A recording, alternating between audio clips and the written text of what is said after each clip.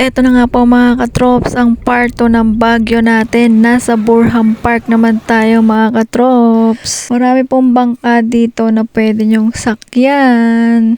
Kayo na po pipili kung anong gusto nyong bangka or anong gusto nyong kulay. Pero basta ako mga katrops, mag-iikot-ikot lang muna ako dito sa Burham. Ayan, dito muna ako maglalakad-lakad mga katrops. Baka sakaling makapikot ako. Hehehe.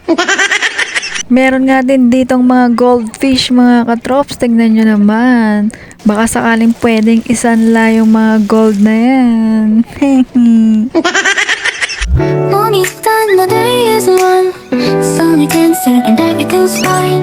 A gentle breeze, the city's slow. Dito naman banda, pwede kang mag-arkila ng bike, mountain bike, or kahit anong bike dyan mga katrops. Ayan po yung mga Tres Marias. Ayan po yung mga Tres Marias. Napagod na sa kakalakad. At eto nga po mga katrops, kainan time. Pero nagulat ako dito. Tingnan nyo naman yung naghatid ng coffee sa mga aking tito at tita. Wow!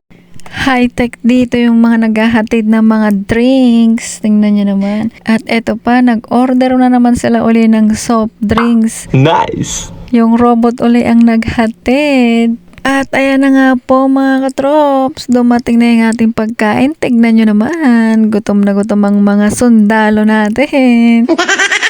Bali, 2 table po kami dyan dahil masyado kaming marami. Kaya sa kabila po yung iba, ayan ang mga pagkain. Wow! Ang dami at ang pagkasarap-sarap ng luto dito mga katrops. Sa mga pupunta po dito sa Baguio, sa mga hindi pa alam kung saan kumakain or saan nyo gustong kumain, dito po try nyo sa Good Taste ng Baguio City. Masarap po yung mga luto nila at marami ang serving, sulit mga katrops. Tara, kain po tayo mga katrops.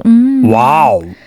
Ang sarap talaga ng pagkain dyan mga katrops. Pero advice pala mga katrops, sa gustong kumain dito, kailangan isa po sa inyo nakapila na. Dahil ang haba po sobra ng pila dito sa kainan dito mga katrops. Dahil pinipilahan po talaga siya. At ayan na nga po, tapos na kaming kumain. Kaya lakad-lakad muna uli, pampatagtag ng kinain. Ayan si tita, inalalayan ko na dahil sobrang busog niya. At ayan ang mga pinsan natin nakikipaglaro dito.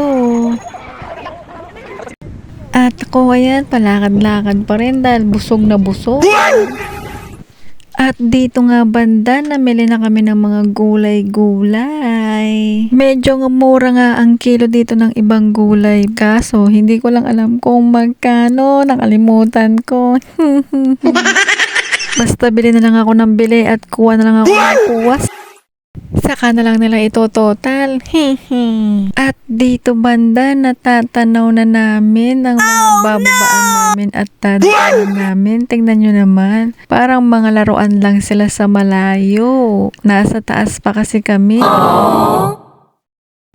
Morning's done, the day is one. Sun again set and everything's fine. A gentle breeze, the city's slow. I take a seat, let the moment flow. A cup of coffee, sugar falls in. I stir it slow, let the calm begin. In these quiet hours, I feel at ease. Like simple magic in moments like these. I find the magic in the everyday. In the sweetest sips, the sun slips away. Little things that bring a smile to me, like the sugar swirling in my coffee. Po mga katrops, sobrang traffic. At ayan na nga po, nakalusot na tayo sa mahabang traffic. May parade pala dito banda, kaya medyo traffic.